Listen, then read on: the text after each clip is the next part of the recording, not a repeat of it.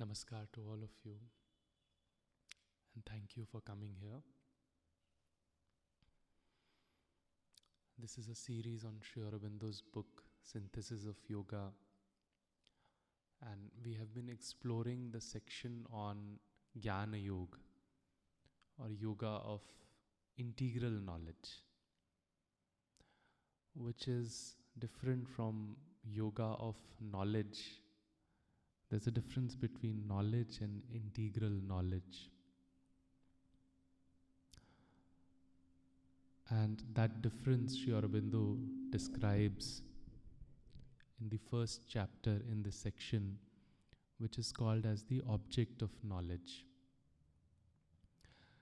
And he reveals to us the fact that in our seeking of knowledge or the truth, we could seek an answer to the question, who am I?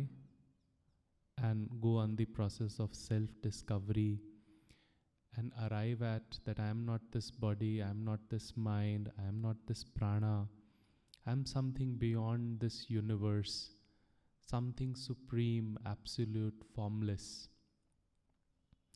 Or there is a possibility of integral knowledge where the seeking and discovery is of the tapas shakti, or that divine knowledge will, which embodies every one of us, every creature, every animate and inanimate object. And that tapas shakti is the guiding force for our whole system, and also is in communion with that supreme absolute divine, which is the seeking of traditional Jnana Yoga. So it becomes an integral knowledge when our object of knowledge is the seeking after the discovery and coming face to face with this tapas shakti seated within all of us. And Sri Aurobindo goes about through the section describing the process of discovery, and in the previous chapters he talks about renunciation, concentration and purification as three very important parts of the process. And these three words, as we perceive them through the collective consciousness of humanity, takes up a very different meaning from what it's meant to be in its essence. The word renunciation, the essence of renunciation, is not so much a giving up of outward life, but it is an inner renunciation of attachments to the cravings and desires in our heart, in our senses. Renunciation is a renunciation of self-thought and self-will. I am seeing this, I know this. This is the way I see things. This is what I want to do. This is my goal. This is my action. So a renunciation of that, and rather choosing to act in God, be in God and act in God out of a greater I, which is inclusive of all the smaller I's and much more. And then thirdly, it is a renunciation of the ego at the center of our being. At the center of our being, where there is a very, very subtle form of ego, that I am the doer, or I am perceived as the doer by others. I am the instrument of the divine. And here, to renounce this and have the tapas shakti be seated, which equally embodies all everywhere. So this is the essence of renunciation, and how it takes a much deeper meaning than just renouncing the outer life. Same goes with purification and concentration. Concentration is not an exclusive concentration on divine or one particular form of divine or on a particular mantra. The essence of concentration is an inclusive concentration, which not just includes the Supreme Divine, but also includes its manifestation and its presence in every particle of this universe. So, aspiring for this highest possibility of concentration, which is inclusive of all. And purification in its essence doesn't just refer to a cleansing, outward cleansing of the system, but restoring every faculty of human beings to their natural tendency. For example, our prana, the natural tendency for prana is to seek joy. But its best possibility is to seek joy in the present moment, whatever is in front of it, and not go after seeking joy in some past or future moment. The same goes for the heart, same goes for the buddhi, senses. There is a natural tendency of each which one needs to manifest through the process of purification. So this is the object of knowledge on the path of yoga, integral knowledge of tapas shakti. And these are some 3 key pillars that Sri Aurobindo describes in some of the previous chapters.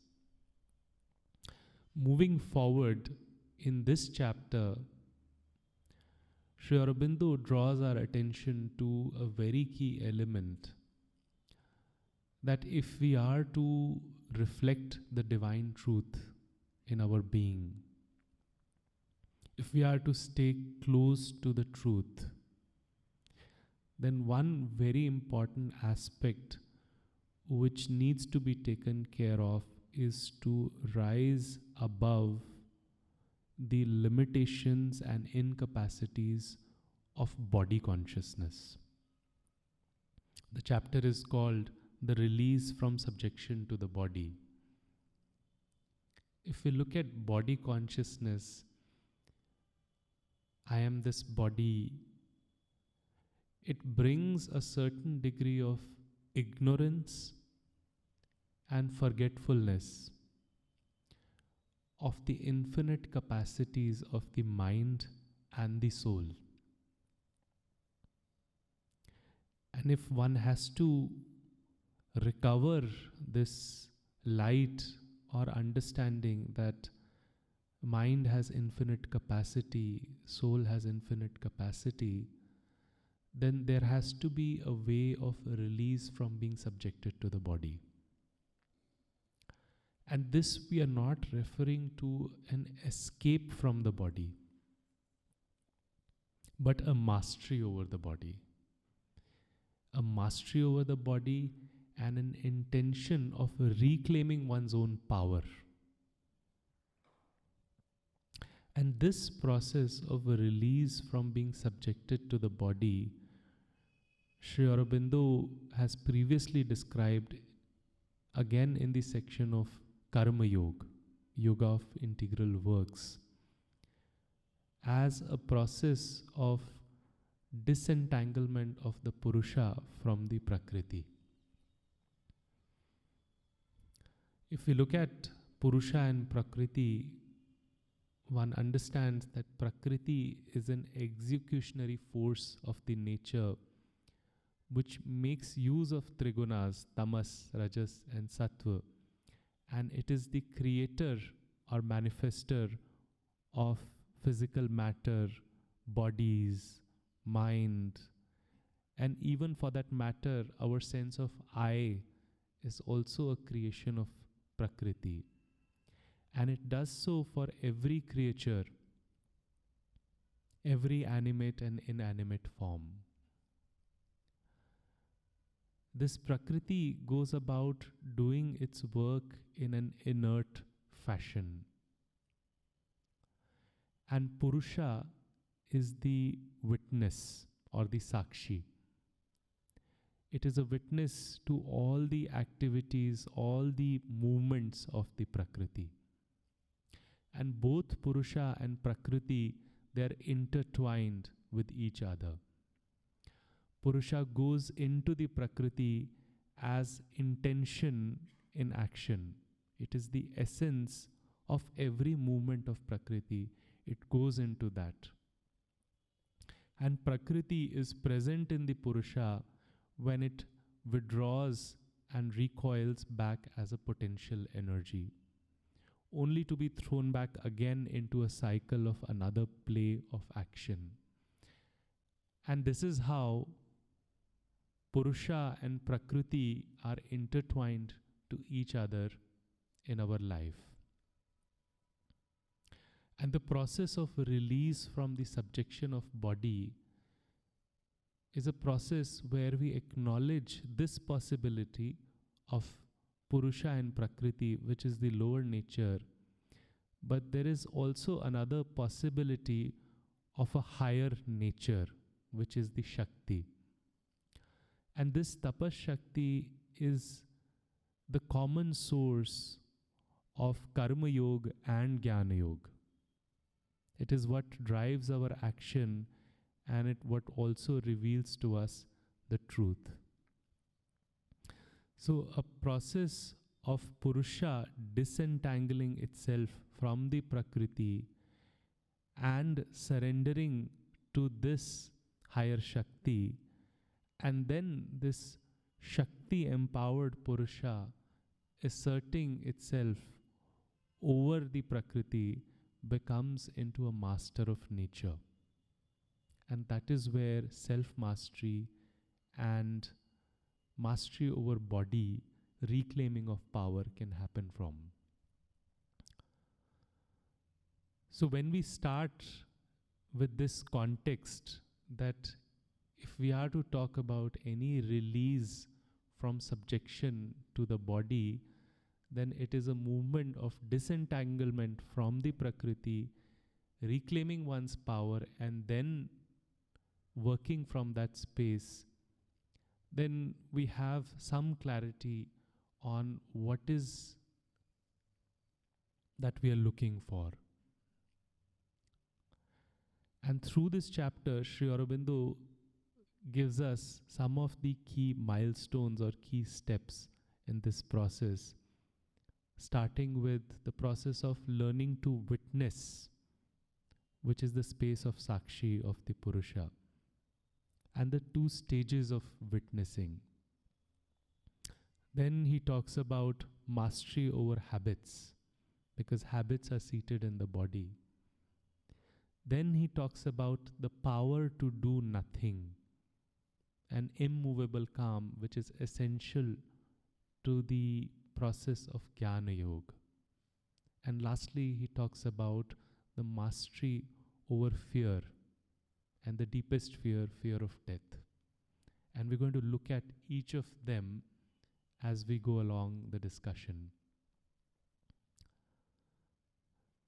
Let us start by brainstorming that if we are to create a separation from this body, and since in Jnana Yoga the primary faculty that we are using to create that separation is mind and buddhi, then what is it that we would affirm to ourselves in order to create this separation?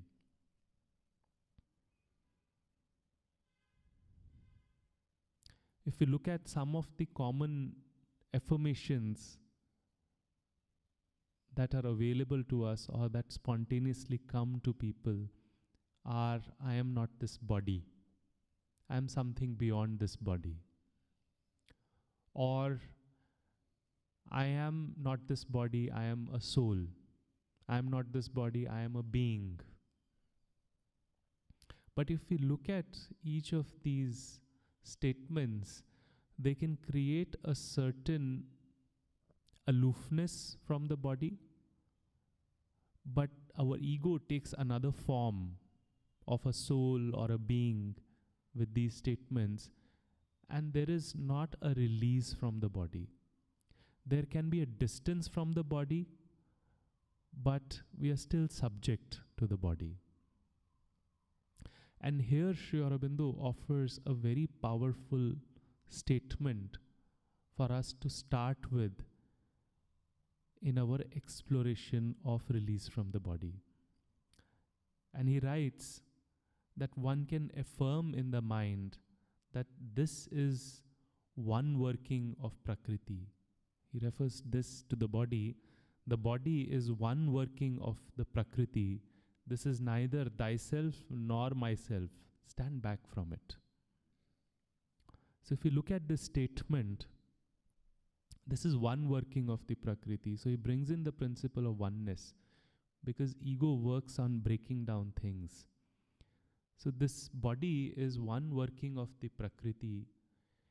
This is neither thyself, this is nor you nor me. This is not thyself nor myself. Stand back from it. And that is the beauty of the statement, that it doesn't offer us another ego form. It helps us separate from the body and take a back step and witness. Observe what is happening in this body, which is one working of the Prakriti. What kind of feelings, what kind of sensations are arising in this body? And this body is also very closely associated with the physical vital or the body prana. The vital or the pranic force takes up two forms in us. One is the mental prana, which is energizing the mind, and one is the physical prana, which we can feel as when we feel hungry, we feel a certain gurgling of the belly. So that physical prana is moving around. So as we stand back, we can witness these feelings, these sensations, the pleasure in the senses, the pain in the senses, the hunger, the thirst, and even disease is a formation of Prakriti in the physical vital and the body. And as one witnesses and takes a back step, one also becomes aware of how the body is fulfilling these hungers, these thirsts, this need for pleasure by seeking something outside. And in process, it develops attachments and then certain desires and insecurities.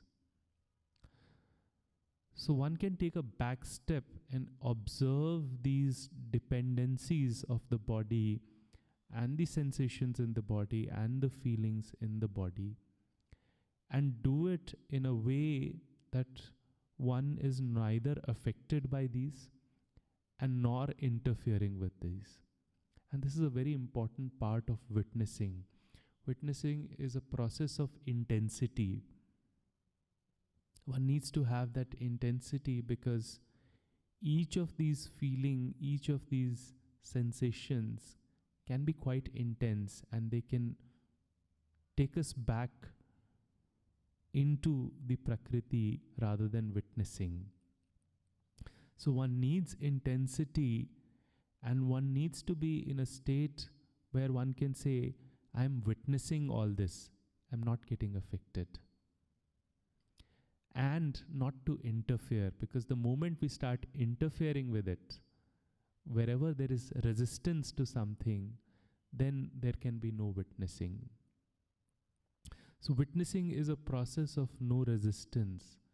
It's a process of acceptance of whatever is coming and passing by. It's a process of trusting and honoring what is coming and what is going. And not getting affected does not mean that we don't take care of the body. In fact, we actually take a better care of the body because now we are truly listening to the body. We are seeing what feelings and sensations are actually arising in the body. The only difference is that now it doesn't hold so much importance to us. We gain perspective that body is just an instrument. It is a divine instrument, and taking care of body just takes the instrumental importance for us. So as we go on witnessing, if we have to take an analogy to understand the process of this Sakshi Bhav, one can look at it as a car. One can feel that I am this car, or one can feel I am the driver of this car.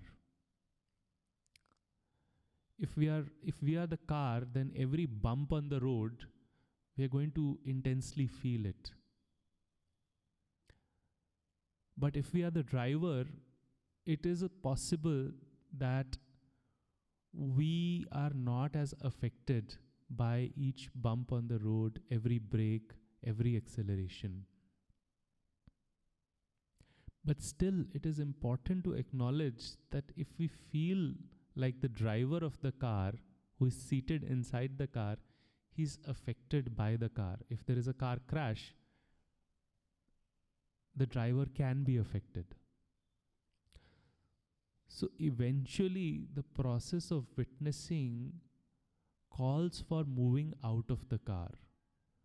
Witnessing is the person who is a neutral observer, who is observing lots of cars coming and going by. And hence, witnessing is an impersonal process where one equally observes the sensations and feelings which are arising within us and outside. So it is an impersonal process. But this impersonal process, or observing from the position of Purusha, doesn't happen in one day. We start first by becoming the driver in the car. The driver in the car is still affected by what's happening to the car, but is not overpowered by what is happening to the car. So the initial stages of witnessing are still witnessing from the mind, which is a part of the Prakriti, but is not as affected by what is happening in the body. So one learns to accept, one learns to trust and honor, get affected to the least possible degree, and intervene or interfere to the least possible degree. Purify oneself that one can allow things to happen and observe them passing by. But as the driver acknowledges that there is also a possibility of somebody standing outside, as the mind acknowledges that it is not me who is the observer, there is at the center of the mind a Purusha, which is the actual observer, which is the actual perceiver of all that is being perceived. Then gradually, with acceptance and trust, the mind starts to become into a relayer of, it becomes into a transmitter of all the sensory data, all the feelings to the Purusha. It no more feels like the central receiver of whatever is coming. And it becomes a relayer to this Purusha, which is an impersonal witness. And the more it acknowledges it, the deeper the offering, it leads to a deepening of awareness and deepening of presence, a deepening of this impersonal witness in us. And as that happens, from this impersonal witness position, there is an intuitive understanding of how these three gunas of Prakriti are at play, the tamas, the rajas, and sattva in all of us.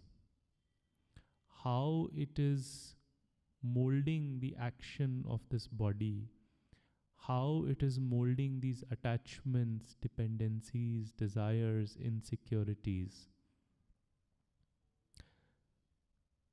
And then this Purusha reclaiming itself becomes aware of the power present in it of either sanctioning or withdrawing its sanction from a certain process in the Prakriti. So Purusha is not merely a witness, it is also the sanctioner of every action of the Prakriti. Nothing can happen in Prakriti without the sanction, present or past, of the Purusha. So as one takes this deeper witness position, one becomes aware of one's power of either sanctioning or withdrawing the sanction. One can gradually become a master of our being. One can rise above all habits seated in the body. If one looks at habits, habits are these cycles, intense cycles which our body goes through every day. There is a certain time we wake up. There's a certain time we feel hungry every day. There's a certain time we feel sleepy every day. And these habits also can be tamasic habits, rajasic habits, sattvic habits. Sattvic habits like I meditate at this time every day, but today there is an opportunity, a bigger opportunity to serve someone, but the sattvic habit says that no, it's my time to meditate. And at that time one feels compelled to do this, and the same sattvic habit can become into an adharma. So habit is a habit, it's a compulsive thing which is embedded in the body, no matter how good or not so good it is. So taking back that witness position gives us that opportunity to master habits, not be a subject to the habits, but be a master of the habits. As this witness can observe these habits, it can, at its own will, withdraw the sanction for a particular habit. And then that habit will eventually cease. It may not cease immediately, that the witness decides that today from today onwards I'm not going to eat food. It will not cease immediately, or I'm not going to overindulge in food. It will not cease in one day. But eventually it will, if the Purusha has withdrawn the sanction. And since habits are seated not just in the body, they are seated in the subconscious mind and in the vital as well. So there is a role that mind and vital also plays in it. If the mind still continues to perceive it as a necessity, food is my need, I cannot live without it, and the vital still continues to indulge in it, then the ceasing or stopping of that habit will be prolonged. But if through sadhana one can let go of this feeling or belief that food is necessary. For example, there are lots of yogis who by Surya Yoga or various methods have mastered and have relied not just on food but other fountains of energy inside and outside, and mastered hunger and thirst. So they have loosened this belief system in the mind that food is a necessity, water is a necessity, and then worked on the self-control in the vital so that there is no overindulgence, and gradually the Purusha can even master this bodily habit of something which seems so primal to all of us as hunger and thirst. So this is the potential of taking up the witness position and mastering habits from there.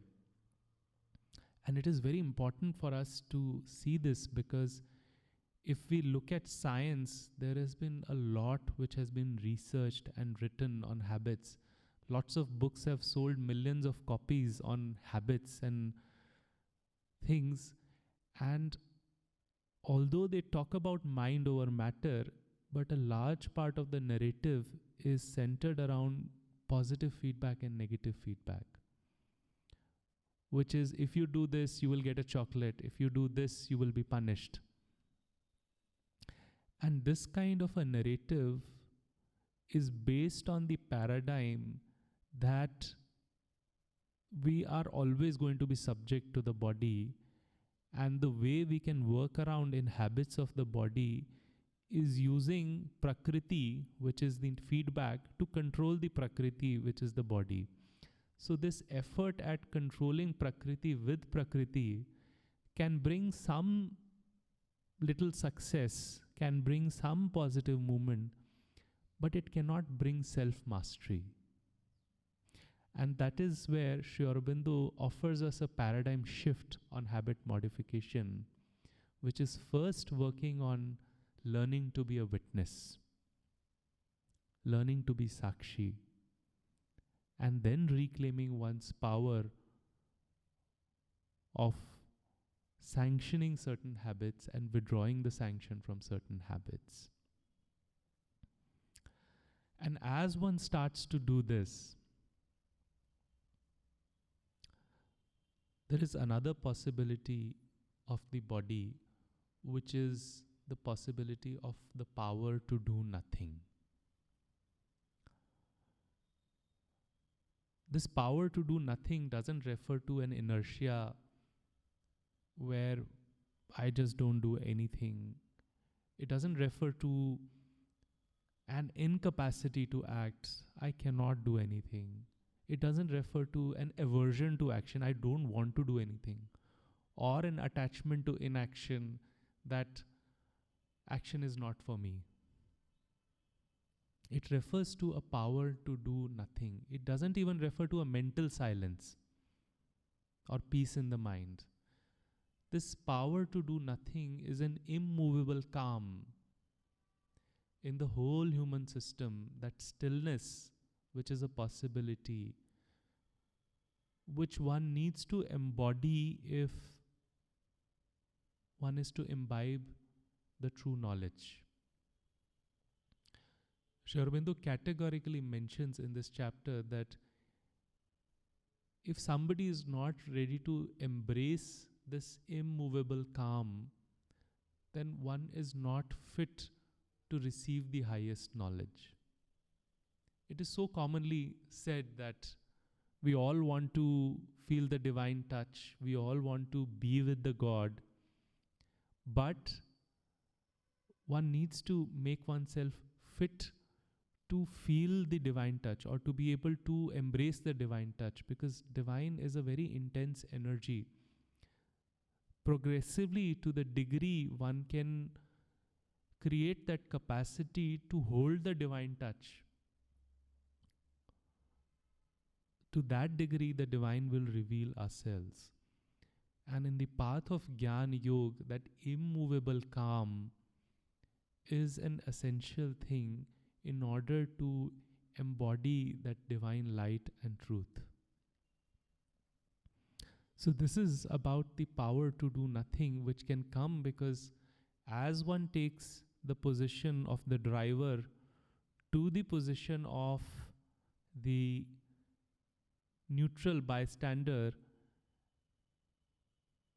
who is not just a neutral bystander but also the master of nature or the traffic control. So he has the capacity to stop all the cars for the moment and bring in an immovable calm from that space. And lastly, the process of witnessing cannot be complete without a mastery over fears. It is one thing to sit here and witness in silence and peace, but when we are faced with fears and pressures of life, that is where the witnessing process is put to a test. And in those moments, because fear is something which it's seated as a very primal instinct in the body. The seat of fear is in the body, and it generates a very spinal response of fight or flight. And neither in fight nor in flight can we talk about not being affected, not interfering. It's a process of control over the situation. So in this moment of being faced with fear, the process of witnessing involves that intensity.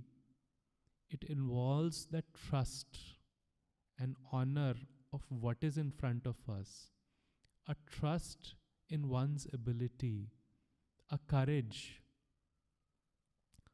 to see the witness much larger than these fears, and continuing to observe and letting them pass. To observe the pressure and what all feelings it generates in us, to observe them and let them pass. It doesn't mean that we don't fight, but it means developing that capacity of a gentle pause to allow oneself to feel all the feelings and then be guided by the best possible knowledge in that moment and then act. So this mastery over fear, or this capacity to witness fear, acknowledging fear.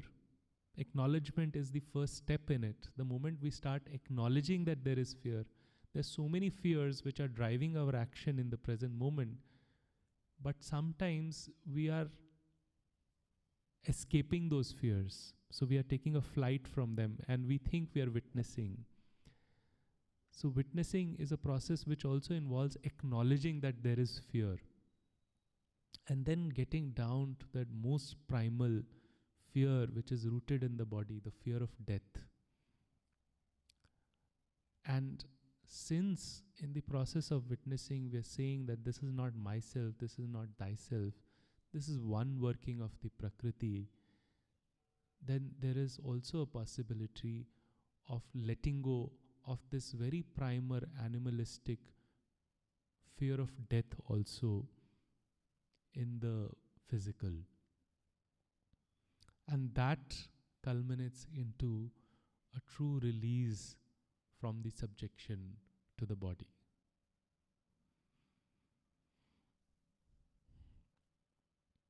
So if we are to summarize, this talk starts with the intention behind a release from the body. It is not an escape. It is reclaiming one's power and a self-mastery. And the process involves disentanglement of the Purusha from the Prakriti, which goes through two major stages of first becoming the driver of the car, or witnessing from the level of mind, where one feels that I am not overpowered by the emotions. And then it goes through the stage of the impersonal witness, where one becomes the neutral bystander, observing the cars moving. And then it goes through the third stage where one becomes aware that one is not just a neutral bystander but the traffic control or the master of the nature, where one can withdraw the sanction from a particular thing and offer sanction to something through our intentions. And in process, it leads to a building up of our capacity to modify our own behavior and habits, to building up the power of doing nothing and immovable calm in the system, and eventually a mastery over the fears in the body. Thank you. Dr. Bijlani, would you like to add something? Okay. Om Sahana Vavtu, Sahano Bhunaktu, Sahaviryam Karvavahai, Tejasvinavadhi Tamastu, Ma Vidvishavahai. Om Shanti, Shanti.